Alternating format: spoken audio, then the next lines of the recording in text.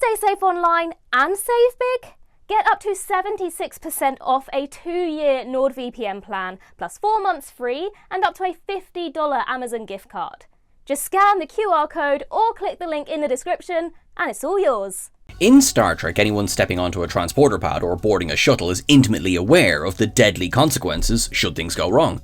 No amount of Heisenberg compensators or magnetic interlocks can prevent the unpredictable or frustrate the fallible. The opposite of accident is intentional act, or in some cases, culpable negligence. You can't blame the Mars attack on wet floors. By definition, an accident is not a natural disaster. That rules out, for example, the volcanic eruptions that led to the near extinction of the Scalosians by the year 2268.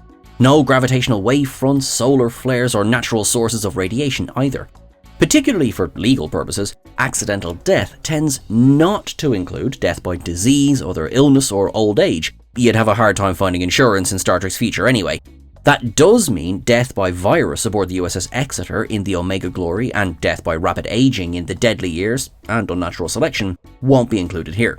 As for the giant space amoeba in the Immunity Syndrome, we'll let the Vulcan lawyers figure that one out. Deadliest is also Deadliest, so rest in peace-ish, Commander Sonak. In memoriam A.G. Robinson, and our apologies to all the others left off this list. Accidents do happen after all. Go big or blow up on your way back to Starbase. I'm Sean Ferrick for TrekCulture, and here are the 10 deadliest accidents in Star Trek. Number 10. Dyson Sphere Disaster. In 2294, the USS Jenolan, a Sydney-class passenger transport ship, went missing on its way to the Norpin colony on Norpin 5. It took 75 years to find out what had happened. Given the traumatic nature of events, we can forgive Scotty a few Aldebaran whiskies too.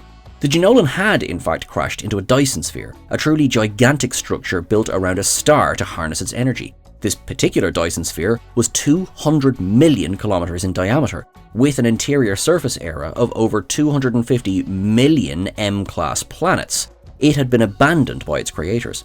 The direct cause of the crash wasn't the sphere's rather large gravitational field, but an incompatibility between the resonance frequency of its tractor beams and Starfleet power systems. When the sphere tried to lock onto the Jenolan, it overloaded the ship's aft power coils. Badly damaged, the Jenolan could no longer resist gravity's pull. Only Scotty and Ensign Matt Franklin survived the collision. Only Scotty made it out of the transporter suspension. Though no such numbers are mentioned on screen, the novelization of relics gives the Jenolan's crew complement at 36, plus its captain James Armstrong. The number of passengers, in addition to Captain Montgomery Scott, isn't specified, though it is implied there were quite a few.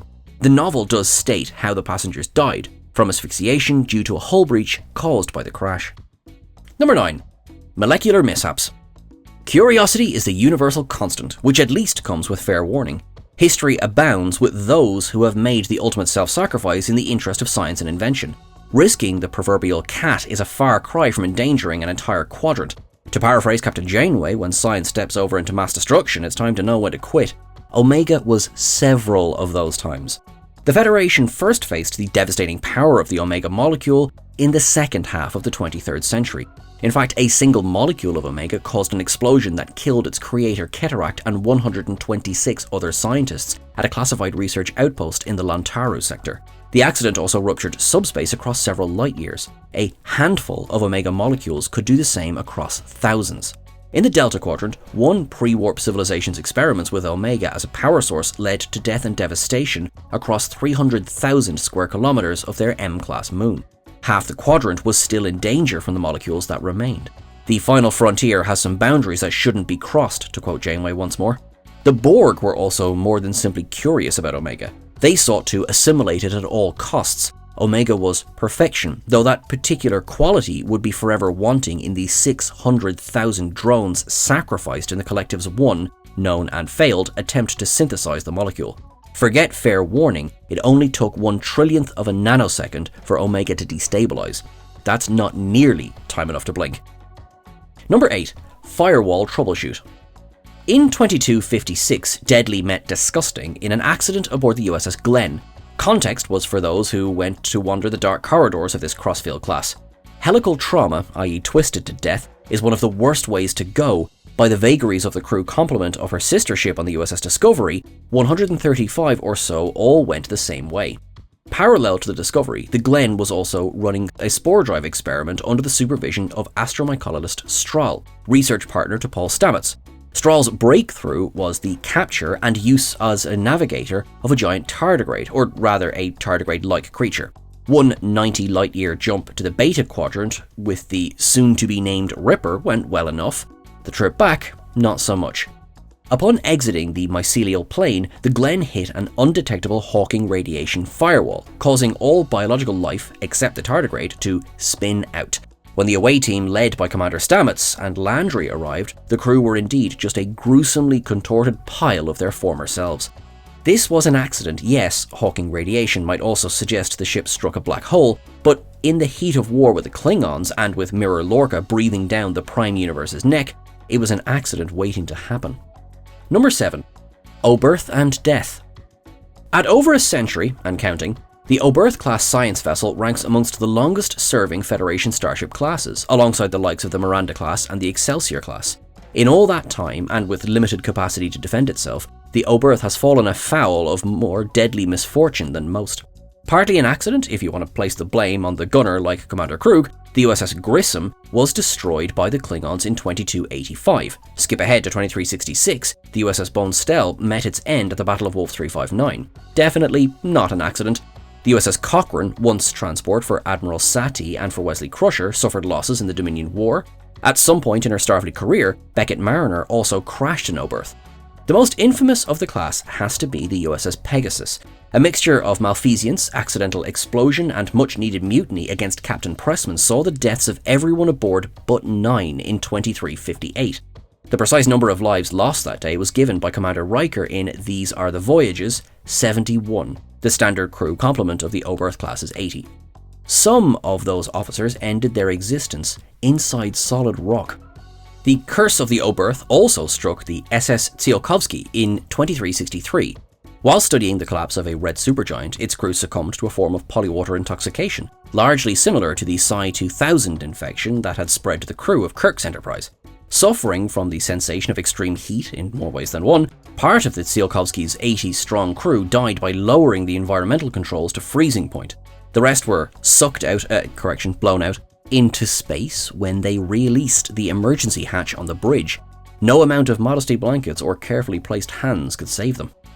Number 6. Immortality is not a gas. Well, you know what they say, it's all hurt until someone gets fun and games.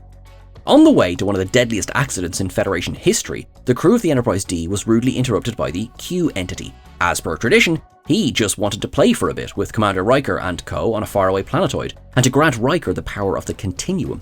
Back then, Picard was a little more diplomatic about the bullshit, but still determined to get to Quadra Sigma 3.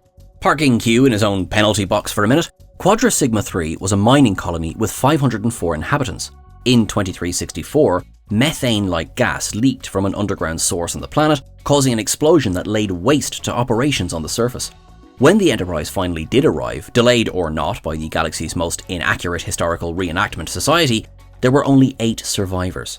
Riker, now a Q, or near as damn, was prevented by a promise from restoring any of the 496 to life. He quickly reneged on said promise when he made Wesley a grown-up and provided Klingon sexy time for Worf, amongst other offers to the crew. Priorities, Will, priorities. Number 5. Deion Field Casualty List. Often in Star Trek, the only mistake is not making it more than once. The only accident is not having to file a report. Time travel, or temporal mechanics more widely, is a handy thing when it comes to avoiding the most disastrous of misfortunes. Though it didn't stick, one of the many do-overs for the Enterprise D is still burned into our retinas, those very deadly explosions in the Typhon Expanse. The opener to Cause and Effect was as cool as it was flaming red hot. At less than 50 seconds, thinking time for the audience was also left to the opening credits, before one could simply hit skip. The Enterprise was back in fine functioning form just after, ready to blow up again. Death, reset, and reset is still death, and there were about 1,000 people about to die ad infinitum on board. Had the temporal causality loop not been broken in less cataclysmic fashion, the cause of the effect would have remained one of the worst accidental ship-to-ship collisions in Starfleet history. USS Bozeman meets Warp Nacelle. Thankfully, Star Trek The Next Generation was brought to you today by the letter R and the number 3. Death is countless echoes in the Deion field, and one ship lost to time. Number 4. Borg survival course. Here's a sentence you won't hear often. Let's give the Borg the benefit of the doubt. We don't know what caused the crash of the Borg sphere on planet 1865 Alpha, the Delta Quadrant, shown at the start of Survival Instinct. The Collective was hardly averse to sacrificing the odd vessel when it suited, but by all accounts, this was not a deliberate act. It was definitely deadly. In Unimatrix Zero Part 2, the Borg Queen herself noted that Sphere 878 had a complement of 11,000 drones. Taking that figure as standard, the morbid calculation is simply subtraction. The only survivors of the crash in Survival Instinct were 2 of 9, Lancer, 3 of 9, Marika Wilkara, 4 of 9, Pichan, 7 of 9, and a mortally wounded drone, designation unknown. 11,000 minus 4. Of those 4, 3 probably wished they were dead. No accident this time, but the desperate last-ditch effort of a frightened 7 of 9 down on the planet in 2368. Through new interlink nodes created by Seven's nanoprobes, Wilkara, Lancer and Pichan were trapped in a neural triad, a collective within the collective. Breaking that bond once they were out left them with only a few months to live. 11,000 minus 1. Number 3. Full moon. Half moon. Total collapse. Klingons never do anything small, do you? As Commander Riker said to Lieutenant Commander Worf. A gorch is one thing, a moon is another, though the principle remains the same. Praxis wasn't just any accident, it was a Klingon accident. When it erupted, the whole galaxy felt its force. There might be argument to say that this wasn't an accident after all. There was seemingly no malice in it, so we'll stick with our original ruling, a Klingon cock-up on an industrial scale. There might also be an argument to say that it wasn't very deadly. The death toll for Praxis was never given on screen. One line from the 5th draft of the script from Star Trek VI The Undiscovered Country, cut from the film, noted that the moon was barren of indigenous life forms. The only source that does provide a definitive figure for the population of Praxis, at 500,000, is for an alternate universe in the Chimes at Midnight short story, part of the Star Trek universe's Echoes and Refractions anthology. Either way, and automation aside, it would be more than odd if absolutely no one was around for the mining operations. Moreover, if the shockwave from the explosion could play merry hell with the Excelsior on the other side of the neutral zone, how on Kronos was there still a Kronos right next door? As strange as it sounds, the Klingons got mighty lucky with deadly pollution of their ozone instead of immediate planetary obliteration. Number 2. Problem polarics. Polaric ions are the Omega molecule on a budget. Both could be used as a power source, both as a potential weapon. Omega destroyed subspace, and a polaric ion explosion could cause a chain reaction there. When the polaric time bomb went off on what is commonly known as McCool's homeworld in the Delta Quadrant, all organic life was wiped out in a matter of seconds. Voyager was rocked to the edge of the shockwave. The explosion had a secondary effect. It left behind floating subspace fractures on the planet, doors through time. Captain Janeway and Lieutenant Paris were sent back to the day before the accident. As it happened, it was the crew's own efforts to mount a rescue which caused the explosion in the first place. Janeway's intervention to prevent the rescue then prevented that timeline from ever existing.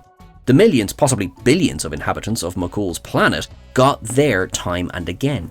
The same can't be said for others. In the 23rd century, an incident involving a polaric energy device almost completely destroyed a Romulan research colony on Chaltok 4.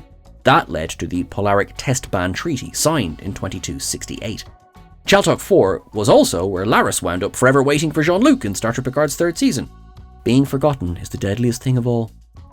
Number 1. A Kelpian's Catastrophe. For a galaxy-wide mega-explosion, the burn was one hell of a damn squib. In the late 3060s, every active warp core that used dilithium to control the matter-antimatter reaction suddenly and simultaneously suffered a breach. Millions upon millions were killed, an untold number of ships destroyed, the cause of the worst cataclysm in Starfleet and Federation history? A lone Kelpian screaming through subspace. We'd swear somebody was making this up. One giant letdown in early 2021 was at least confirmation that the burn wasn't wanton vandalism of biblical proportions. Bad for the galaxy, and for the audience, is good for the list. Su'Kal, said Kelpian, was also only a child at the time, reacting in distress to the death of his mother, Dr. Isa. One accident had led to another. Whilst pregnant with Su'Kal, Isa and ship, the Ki'eth, had crashed on the planet made of dilithium, Theta Zeta. In utero, Su'Kal somehow developed a connection with the dilithium present and with subspace. You know, radiation and stuff. I'll just go with it. Isa herself died of radiation poisoning, and Su'Kal's laments then travelled at the resonant frequency of dilithium's subspace components. Cue the cosmos on fire. In the aftermath of the burn, Starfleet and the Federation were reduced to mere shadows of their former selves. Even Earth seceded into isolation. The population of Trill symbionts was decimated, and who knows how many across the galaxy were killed by the rise to power of the Emerald Chain. It took over a century for the recovery process to begin, with a little assist from a band of time travelers. After all, nothing in Star Trek is truly an accident, and the deadliest is the discovery of the hero ship. That's everything for our list today, folks. Thank you so much for watching along. Thank you, Jack, who wrote the article this is based on. You can catch that over on whatculture.com. You are awesome and wonderful. Please make sure you're following us on the various socials at TrekCulture, at TrekCultureYT on Instagram. I am at Sean Ferry. You can catch me on the socials as well. Until I see you again, make sure that you live long and prosper. Make sure that you put some positivity out into the world. Smile at somebody else, and let them smile at you. Let's kind of share that warmth as much as we can, because you know what? We deserve it. Look after yourselves. I will talk to you soon. Thanks very much.